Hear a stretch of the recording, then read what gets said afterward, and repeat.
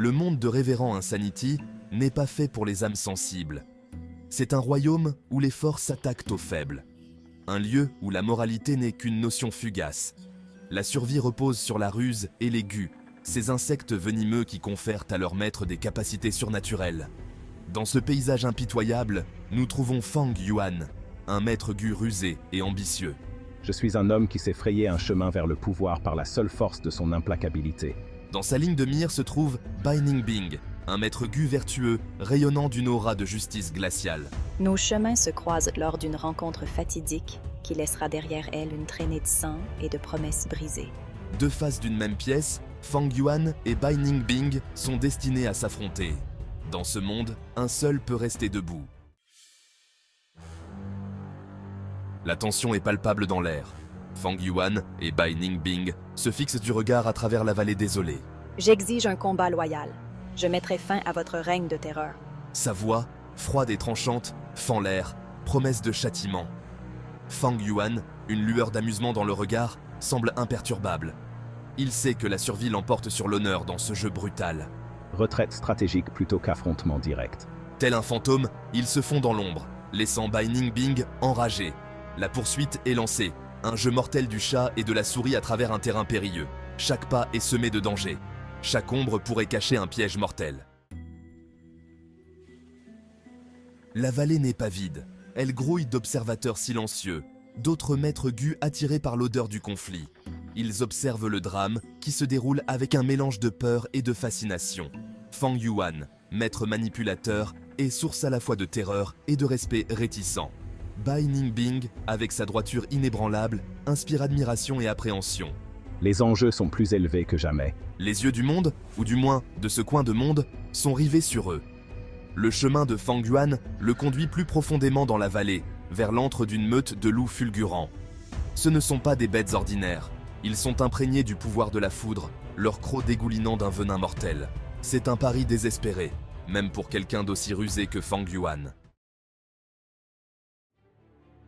L'air crépite d'anticipation. Les loups sentent les intrus. Leurs yeux lumineux brillent dans l'obscurité croissante. Un grondement sourd traverse la vallée, prélude à la tempête. Fang Yuan ne bronche pas. Il avait anticipé cela, l'avait prévu. Tout cela fait partie de son jeu mortel et élaboré. Bai Ningbing, sur ses talons, voit les loups à la fois comme un défi et une opportunité. Il ne sera pas dissuadé de sa quête de justice. Il se lance dans la mêlée, son aura glaciale contrastant avec la fureur primaire des loups. La vallée explose dans une cacophonie de grognements, de hurlements et de cliquetis d'acier contre les crocs. Du chaos émerge le loup alpha, plus grand et plus menaçant que ses congénères. Sa fourrure semble crépiter d'énergie brute. Il se jette sur Fang Yuan, une flèche de foudre et de fureur. C'est une créature née de l'énergie primaire, une force de la nature incarnée. Fang Yuan, toujours plein de ressources, est prêt. Il déchaîne son propre gu, un tourbillon d'insectes venimeux qui assaille et distrait le loup alpha. Mais la bête est implacable, sa peau semblant imperméable aux piqûres venimeuses. C'est une bataille d'intelligence et de force brute, une lutte désespérée pour la survie contre des obstacles insurmontables.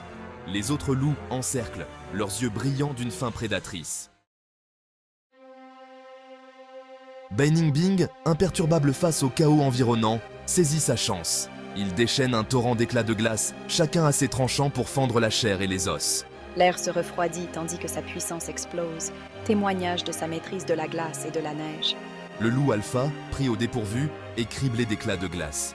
Il hurle de douleur, ses mouvements ralentissant. Fang Yuan observe cette démonstration de force avec un mélange d'appréhension et d'admiration. Il sait qu'il a sous-estimé son adversaire. La bataille est loin d'être terminée. Elle entre simplement dans une nouvelle phase, encore plus dangereuse. Alors que la poussière retombe, une silhouette solitaire se dresse au milieu du carnage. C'est Bai Ningbing, ses vêtements en lambeaux, mais son esprit intact. Il est sorti vainqueur de cette rencontre mortelle, mais sa quête de justice est loin d'être terminée. Il tourne son regard glacial vers Fang Yuan, qui a profité du chaos pour s'échapper une fois de plus. La vallée, désormais silencieuse, si ce n'est le murmure du vent dans les arbres, témoigne de la réalité brutale de leur monde. Le pouvoir est éphémère, les alliances sont fluides, et la survie est un jeu qui se joue avec les enjeux les plus élevés. Les échos de la bataille persistent, promesse de nouveaux conflits à venir. La danse de la mort ne fait que commencer.